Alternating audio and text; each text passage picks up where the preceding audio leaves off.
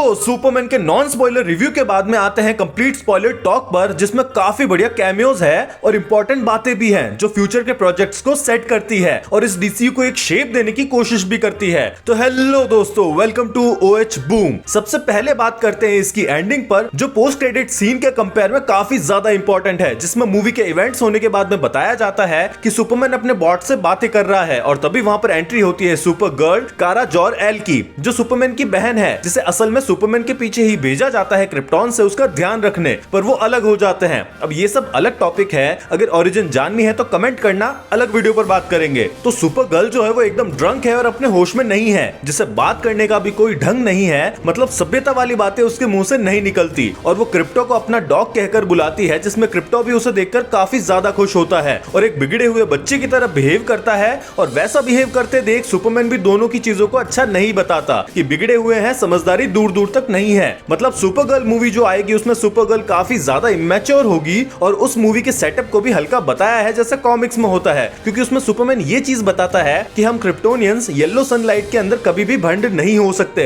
क्योंकि obviously metabolism काफी ज्यादा है तो अल्कोहल इफेक्ट नहीं करता। और मस्ती में झूमने के लिए कारा जाती है रेड सन वाले प्लेनेट पर, जहां पर उसकी पावर्स हट जाती है और नॉर्मल वे में अल्कोहल के इफेक्ट के मजे ले सकती है। पर कॉमिक्स में super girl woman of tomorrow में यही चीज होती है कि सुपर गर्ल एक रेड सन वाले प्लेनेट पर जाती है जहां पर उसकी पावर्स चली जाती है और उस पर अटैक होते हैं। और उसी कॉमिक्स को बेस बनाकर सुपर गर्ल मूवी भी आने वाली है, तो अगले साल जब मूवी आएगी उसके लिए अच्छा सेटअप हो गया है और काफी चांस है कि इसमें सुपरमैन का कैमियो भी दिखे और साथ ही क्रिप्टो के होने के तो बहुत ही ज्यादा चांस है कि अपना सुपर डॉग इस मूवी में होगा। और साथ ही कैमियोस की बात करें तो इसमें मैक्सवेल लॉर्ड, वही कैरेक्टर जिसे तुमने वंडर वुमन 2 में देखा होगा, पर इसमें उस कैरेक्टर का रोल प्ले किया है शॉन गन ने, जो जेम्स गन का भाई है। और इस एक्टर को तुमने गार्डियंस ऑफ द गैलेक्सी की मूवीज में भी देखा होगा। और मैक्सवेल लॉर्ड ही ये टीम बनाता है जस्टिस गैंग, जिसमें वो मेंबर्स को रिक्रूट करता है और इसे अच्छे से पीसमेकर सीजन 2 में भी दिखाया जाएगा। और पीसमेकर को भी दिखाया जाता है एक न्यूज में, जब सुपरमैन को लेकर लोगों की हेट चल रही होती है तो उसी बहती गंगा में हाथ धोने का काम पीसमेकर भी करता है। और पीसमेकर के टीजर वगैरह देखे होंगे तो तुम्हें पता होगा कि सीजन 2 में मैक्सवेल लॉर्ड, हॉक गर्ल ये सब भी दिखने वाले हैं। यही बात आती है गाय गार्डनर के ग्रीन लैंटर्न की, और उसे भी अच्छा सेट किया है for his future series lanterns, जिसमें 2 और भी ग्रीन लैंटर्न्स दिखने वाले हैं।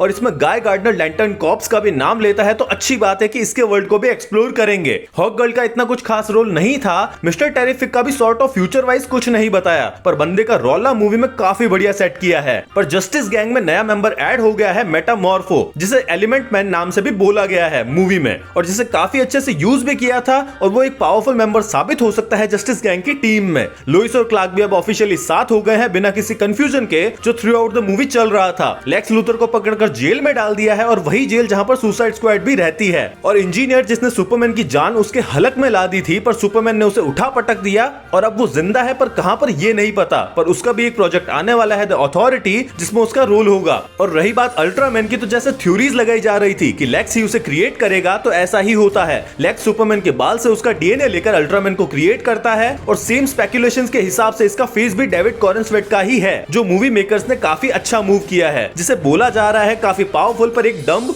जो लेक्स के कमांड से ही कंट्रोल होता था, उसे अभी हाल ही के लिए ब्लैक होल में फेंक दिया है, पर फ्यूचर में उसे यूज कर सकते हैं, हु नोज, क्योंकि सुपरमैन जितना पावरफुल है ये। और रही बात रूमर्स की, तो ब्रैडली कूपर सुपरमैन के फादर जॉर-एल के रूप में दिखेंगे, तो वही होता है, पर बस एक कैमियो रिकॉर्डिंग के रूप में, जिसमें मूवी में हल्का सा टेक अलग लिया गया है कि जॉर-एल सुपरमैन को बोलता है कि अर्थ पर रूल करना, जो क्या पता बाद में चेंज कर दे। पर ये चीज इस मूवी के लिए काफी अच्छी थी, क्योंकि ये सुपरमैन के मॉरल एस्पेक्ट पर चोट पहुंचाती है, जिससे बाद में जब वो उठ खड़ा होता है तो मॉरली उससे भी ज्यादा स्ट्रॉन्ग होता है। और अब उसके आइडियल उसके अर्थ के माँ बाप है, जो काफी बढ़िया मूवमेंट था। अब पोस्ट क्रेडिट सीन की बात करी जाए तो ऐसा कुछ खास नहीं था जो फ्यूचर को लेकर स्टैब्लिश करे। मूवी एक बार एक ही काम करती है, अपनी चीजें बताई और एंड हो गई। साथ ही जो प्रोजेक्ट्स फिक्स है, जो शूट हो चुके हैं, उनको टीज किया है, जैसे सुपर गर्ल मूवी को। मार्वल की तरह नहीं, जिसमें बहुत सारे पोस्ट क्रेडिट सीन्स अभी तक भी कोई मतलब नहीं निकालते, क्योंकि उससे रिलेटेड कोई प्रोजेक्ट्स अभी तक नहीं आए हैं। तो एक सीन में क्रिप्टो और सुपरमैन चांद पर बैठे हैं, अर्थ को देख रहे हैं, जो बस उनकी रिलेशनशिप के प्यारे मूवमेंट और विजुअल स्पेक्टेकल को दिखाने के लिए बताया गया है, जिसे वो मूवी के रिलीज से पहले भी बताए आ रहे हैं। और दूसरे में सुपरमैन और मिस्टर टेरिफिक के बीच में हल्का फुल्का बैंटर दिखाया है। सुपरमैन कहता है कि बिल्डिंग का क्रैक सही कर दो, तो मिस्टर टेरिफिक भी लाइक यही काम है मेरा। तो ऐसा कुछ ज्यादा खास नहीं दिखाया है, पर मूवी ने अपना काम बखूबी किया है, एक proper wholesome comic book Superman story को एक्सप्लोर, और इससे कलेक्शन भी उम्मीद से अच्छे जा रहे हैं। और बाकी पॉप कल्चर अपडेट्स के लिए शॉर्ट्स तो आते ही हैं तो सब्सक्राइब, वीडियो पसंद आए तो लाइक, कमेंट, शेयर। मिलते हैं अगले वीडियो में, बाय।